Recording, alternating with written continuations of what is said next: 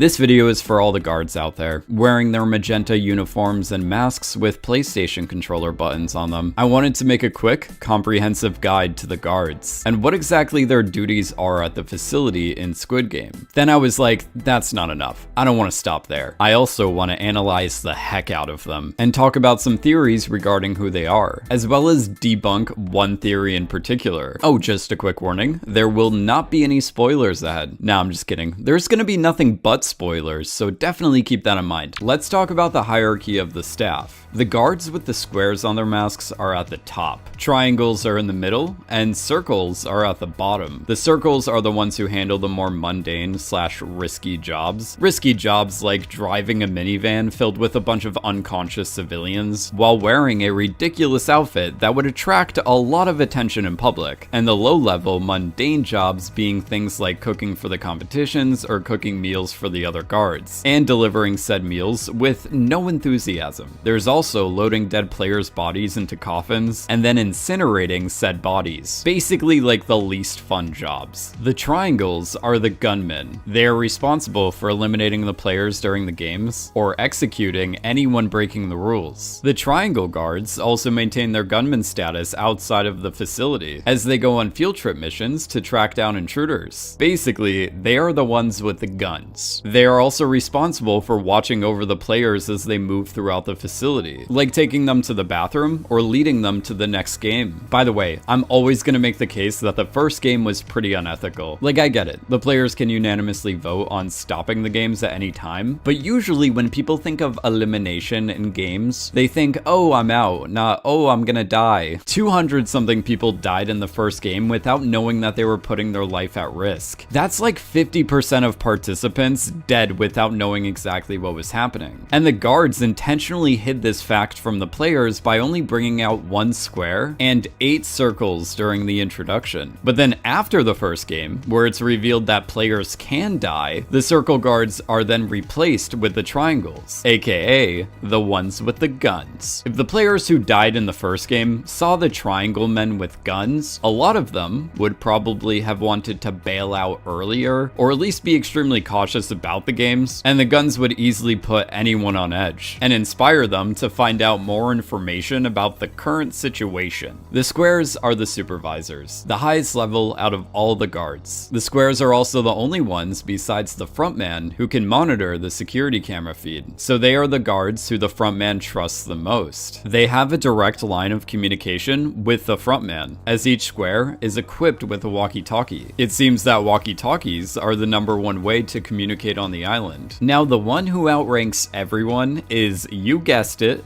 the frontman, the one who operates and oversees all matters at the facility. He carries out the orders of the host, makes sure all the games are running smoothly, and ensures that the VIPs have a good time. With the host of the games now dead, it's implied that the frontman will take over Oilam's position, and will possibly be looking for a new frontman. One of the questions people keep asking on the internet is, who are they? Who are these people behind the masks? There's this one theory out there that I've received a bunch of comments about. It's a theory that I thoroughly disagree with, and since I'm already getting in the mood of debunking theories this week, I feel that I should address this. So basically, the theory is that when the salesman on the subway offers the person a choice between a red or blue square, whatever they pick will determine who they are in the games. Like if you choose a red square, that means you're going to be a guard, and by choosing a blue square, that means you're going to be a player, which already defeats the purpose of the organization preying on people who are addicted to gambling. This is not what the red and blue squares are about. In my ending explanation video for Squid Game, I actually talked about the symbolism behind the red and the blue. So let me give you a quick summary of my explanation, and if you've already heard me talk about this before, don't worry about me sounding redundant, because I'm going to be presenting some new information here. The choice between red and blue is a reference to the Matrix, where Morpheus offers Neo a choice between a red or blue pill. Red pill is enlightenment and becoming woke. smoke. Blue pill is ignorance and staying asleep. Sung-gi-hun chooses blue while wearing a blue hat. And when we watch the footage of the participants playing the game with the salesman, most of them chose blue as well. Also, the Blue Danube by Johann Strauss plays before each game to reinforce this red pill, blue pill theory. Red, green, and blue are the primary colors of light, so the participants are wearing green, as Sung-gi-hun transitions from blue to red. Then, when he became knowledgeable and chose to turn on the organization, he is finally wearing red. That is the significance of the red and blue. And right here, in episode 1, when they are showing the videos of each participant playing the game with the salesman, you can see that some of the players have chosen red. They are only showing these videos of the players to the players because they need to convince each one of them to compete by reminding them of their debt. They wouldn't be showing a video of someone who was a guard or a member of the staff, because like only 9 guards were in the room, and that would be a waste of space on the screen, as they were trying to convince 456 players to compete. And the frontman, being a previous participant, does not help support the red square equals guard and blue square equals player theory either. It does, however, support that previous participants can become part of the games, making me think that if Sung-gi-hun is determined about taking down the organization now, he may not be in the future. Sung-gi-hun may go down a similar path as the frontman, as both of them are victors of Squid Game. And during the competition, number 1 gives Sung-gi-hun his sweater, which Sung-gi-hun then wears for the next few episodes, symbolic of Sung-gi-hun potentially taking number 1's place. The hosts of the Squid Games go out of their way to make sure that their operation remains a secret to the general public. The location of the facility is kept secret, as it's underground inside of an unknown island, which is pretty cool. This secrecy extends to keeping the identities of every staff member a secret as well. If any of the guards show their face, they die, so the guards don't really know each other, like how the players only know each other by number, but the guards don't even get the opportunity to see each other's faces. But who's to say the guards or the players won't try to talk after they leave the island? Well, that's a great question myself. The players are knocked out and then brought to the mysterious island, so they have no way of knowing where the facility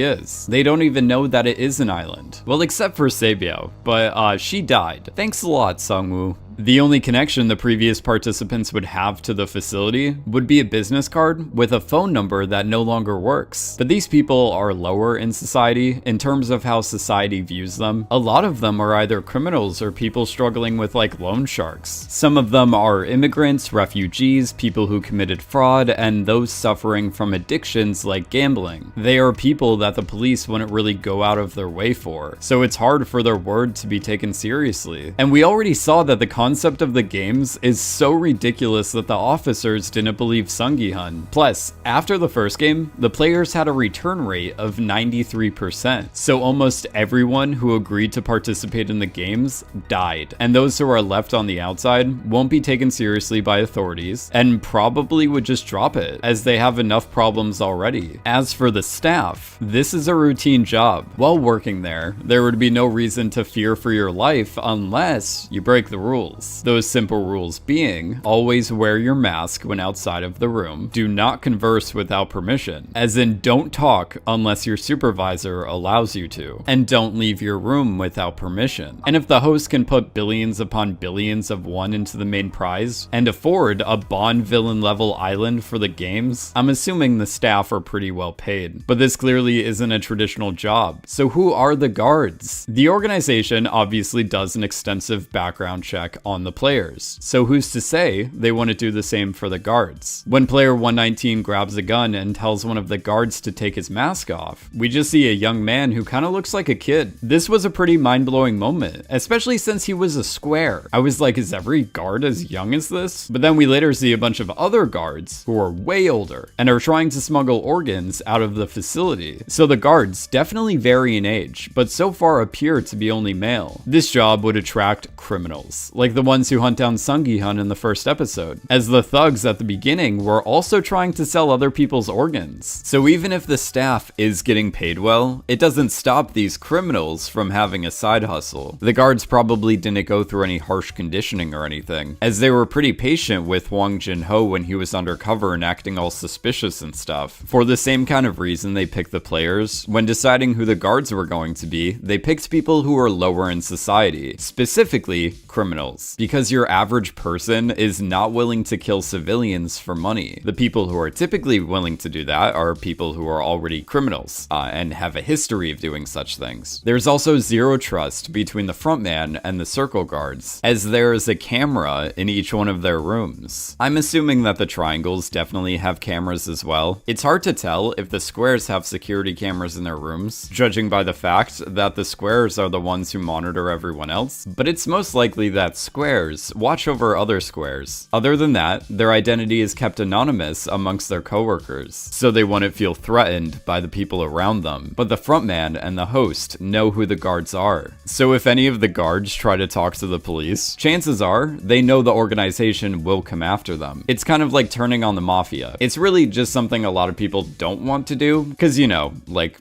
death. Anyway, that's everything I had to say about the guards today. I'm gonna keep analyzing this show, so if you want me to make a part 2 to this video, let me know. Also, comment below what guard you would be. Would you be a square, triangle, or circle? I'm assuming you would have more fun as a circle, but make more money as a square. As always, thank you so much for watching, and I will see you in my next video talking about Squid Game.